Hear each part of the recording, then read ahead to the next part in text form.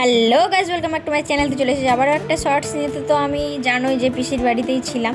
তো সেখান থেকে একাদশীর দিন গিয়েছিলাম মল্লারপুর। তো তার যাওয়ার আগে কিছুটা তোমাদের পরিদর্শন করে দিলাম। তারপরে প্রথমে সুহিত সঙ্গে আমরা চলে এসেছিলাম। তারপর দেখতেই পেয়ে গেলে যে এত সুন্দর মা, আর রাস্তার ভিউটা তোমরা দেখতেই পেলে। সুহিত সঙ্গের থিম ছিল স্বর্গ।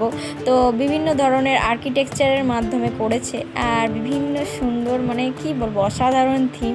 আর এখানে কৃষ্ণ বা বিষ্ণু দেখতেই পাচ্ছ আমাদেরকে আশীর্বাদ দিচ্ছে, বা আমাদের পাশে সবসময় আছে, সেটাই বোঝানোর চেষ্টা করছে। তো দেখতেই পেলে।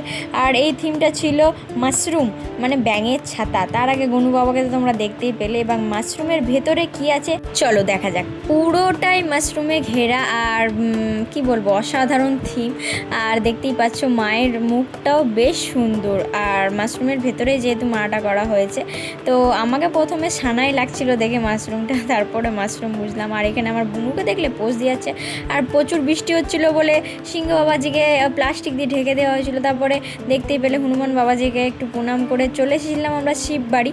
সেখানকার ফেমাস জায়গা, মানে বিভিন্ন ধরনের মেলা বসে এখানে, সেটাই আমরা শুনলাম। আর বিভিন্ন ঐতিহাসিক কাহিনীও এখানে রয়েছে। তো সেখানে গিয়েছিলাম পুজো দিতে। তো দেখতেই পাচ্ছ প্রথম শিব বাবাজিকে পুজো দিয়ে দিলাম। দেখতেই পাচ্ছ যে এখানে শিবলিঙ্গ রয়েছে। আর এখানে যেটা সমাধি দেওয়া হয়েছিল সেটা মানে জীবন্ত, সেই জীবন্ত মানুষকে সে সমাধি দেওয়া হয়েছিল। তো সেটার কাহিনিগুলো শুনতে শুনতে যাচ্ছিলাম। আর এখানে সব রান্নাঘর রয়েছে, পুজোর ভোগ এই পুকুরের জল থেকেই মন্দিরের ভোগ করা হয়, সেটাই কাহিনী শুনছিলাম। আর এটা হচ্ছে সিদ্ধেশ্বরী মা, দেখতেই পেলে।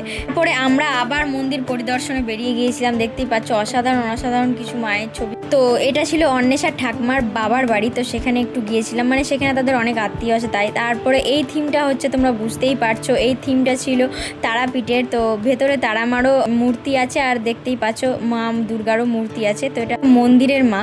তো দেখতেই পাচ্ছ যে তারপরে আরেকটা মন্দিরে চলে গিয়েছিলাম, সেইখানের থিম ছিল অসাধারণ। এই থিমটার সঙ্গে তোমরা নিশ্চয়ই মেল পাচ্ছ, এটা রামপুরহাটেরও এরকম একটা থিম করেছিল।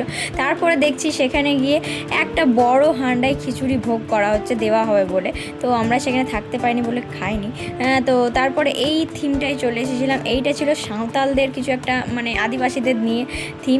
অন্বেষার ঠাকমা মিন্স আমারও ঠাকমা। তো তিনি বলছিলেন যে মানে কিছু খেতে, কিন্তু আমার এতটাই শরীর খারাপ ছিল, আমি কিছু খাইনি। ওরা খেয়েছিল মিষ্টি, তারপরে চপ, আমি কিছু খাইনি। আসার পথে প্রচুর মায়ের মানে বিসর্জন যাত্রা শুরু হয়ে গিয়েছে, কিন্তু আমরা তখন বাড়ি যাচ্ছিলাম এবং আমাদেরকে আবার ফিরতে হবে বাড়ি। তো সেই জন্য আমরা তাড়াতাড়ি করছিলাম। অন্বেষাদের পাড়ার মণ্ডপে ঠাকুরও বিসর্জনের জন্য বের করে নিয়েছিল। তো তারপরে আমরা বাড়ি চলে গিয়েছিলাম খাওয়া দাওয়া করে, আবার বাড়ি ফিরতে হবে বলে।